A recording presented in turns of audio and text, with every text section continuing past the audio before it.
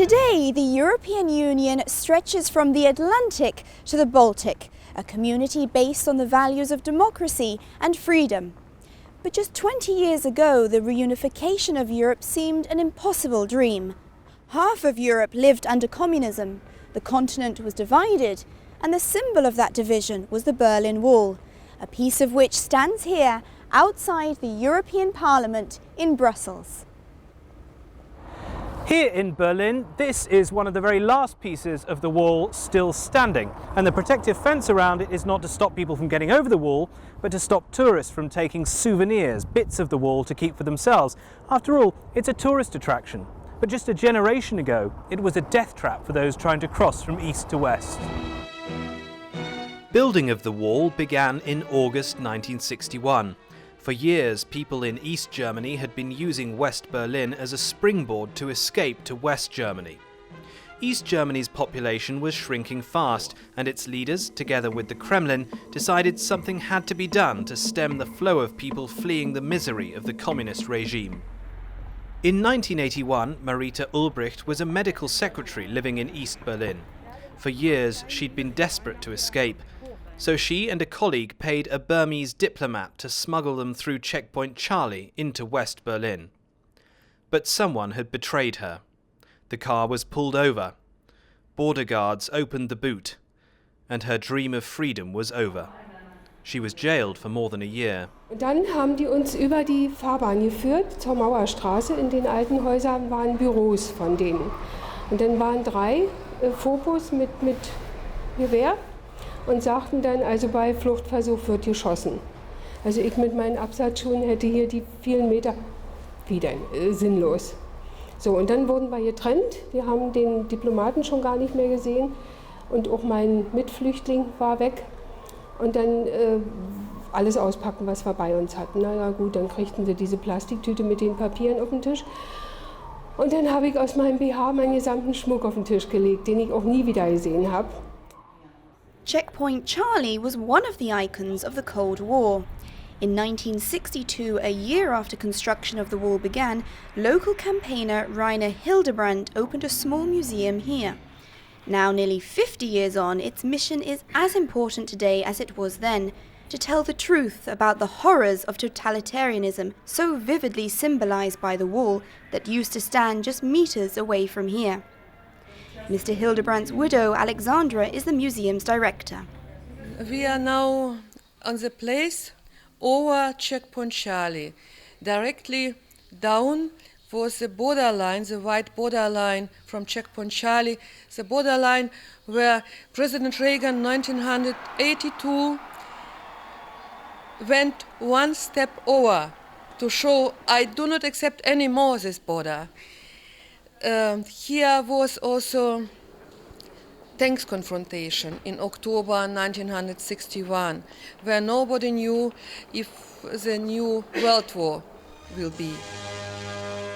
The Berlin Wall was indeed one of the most important points of conflict between East and West, a physical manifestation of 2 competing, incompatible ideologies. During its 28-year history, many visiting politicians came to see the wall and to give moral support to the people of Berlin. But 2 visits in particular stand out, both by US presidents. The first was by John F. Kennedy in 1963, just a couple of years after the wall had been put up and just a few months before he was assassinated. He expressed a sense of moral outrage at the construction of the wall and the inhumanity of the system behind it. As a free man, I take pride in the words, Ich bin ein Berliner.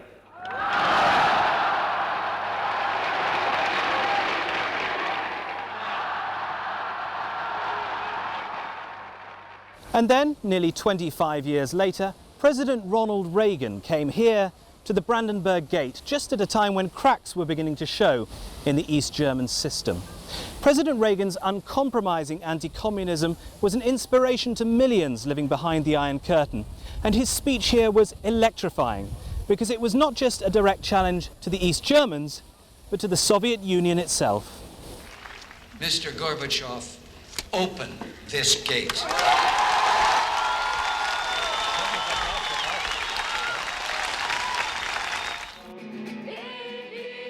President Reagan did not have long to wait for his wish to come true.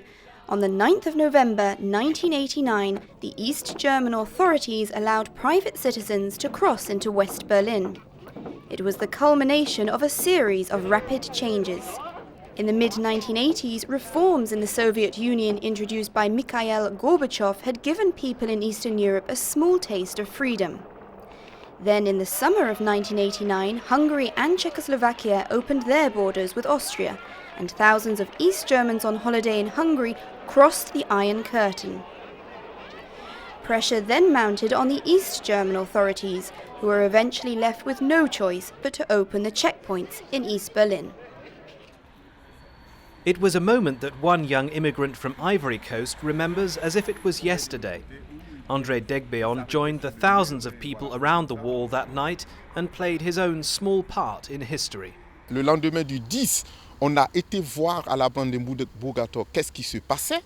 Là, vraiment, il y avait une foule immense. On ne pouvait pas vraiment aller jusqu'au mur et tout, puisqu'il y avait les grandes personnes comme monsieur, comment on appelle ça, Willy Brandt et Kohl qui étaient venus, Genscher et tout. Mais nous, c'est 3 jours après qu'on a été maintenant nous-mêmes munis des burins et pour aller casser des morceaux du mur. Voilà.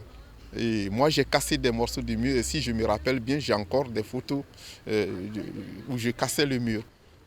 Another of the people who witnessed the wall's destruction in Berlin that night is now helping to build the new Europe as an MEP. One of our group members is Mr. Joachim Zeller, who comes from East Germany and is a former mayor of the Berlin Central District. Mr. Zeller, please tell us, what is your most prominent memory of that night in Berlin? Wir waren natürlich, wie alle, auch ich, völlig überrascht, dass plötzlich die Mauer offen war.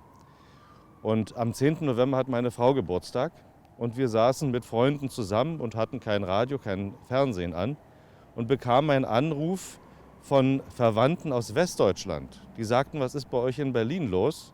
Wir sagten, wieso? Wir sitzen hier und warten auf den Geburtstag meiner Frau. Und die sagten, die Mauer ist offen. Da haben wir gesagt, ach, ihr spinnt, na dann macht doch mal den Fernseher an. Und wir schalteten dann das Fernsehgerät an und siehe da sahen wir bereits, wie die Menschen nach West-Berlin strömten. Und da war natürlich auch für uns kein Halten mehr und wir sind dann, ich glaube, an die Eberswalder Straße gegangen, um zu sehen, wie versucht wurde, die Mauer zu überwinden. And what was life like living before in the Cold War, before the wall fell? Ja, es war natürlich das Gefühl, dass wir eingemauert sind, dass für uns Grenzen unüberwindlich sind. Ich habe ja 7 Jahre direkt an der Mauer gewohnt und konnte sehen, wie jedes Jahr weiterhin diese Grenzanlagen vervollkommnet wurden, damit die Menschen nicht aus dem einen Teil der Stadt in den anderen gehen können. Und dieses Gefühl, das beschlich jeden. Für uns ist die Welt zu Ende, obwohl sie an einer anderen Stelle weitergeht. Und das war schon für viele eine Belastung. What role did the EPP play in promoting the reunification of Europe? Die EVP-Fraktion ist die größte Fraktion im Europäischen Parlament und vereinigt Parlamentarier aus allen Staaten der Europäischen Union. Und wir dürfen nicht vergessen, die Berliner Mauer oder die Grenze in Deutschland teilte ja nicht nur die Stadt Berlin oder Deutschland, sondern sie teilte ganz Europa und die Welt. Und der Fall der Mauer ist auch nur möglich gewesen, weil es die Solidarność-Bewegung in Polen gab und weil die Ungarn als Erste den Eisernen Vorhang öffneten. Und die Einheit Deutschlands ist eingebettet in die europäische Einigung. Und das ist, denke ich, ein großes Glück, dass wir mittlerweile ein grenzenloses Europa haben, von Portugal bis in die baltischen Länder, bis Estland, bis an die polnische Ostgrenze. Und hier zusammenzuarbeiten mit Parlamentariern aus dem Westen, aus dem ehemaligen Osten, das ist, denke ich, ein großes Glück. Und wir arbeiten gemeinsam an dem Haus Europa, das ein Haus des Friedens ist und sein wird. So, 20 years on, Germany and Europe have made great progress towards building a common future. But the remnants of the wall here in Berlin remind us that the freedom and prosperity that Europe has today, that perhaps we take for granted, has only recently been secured.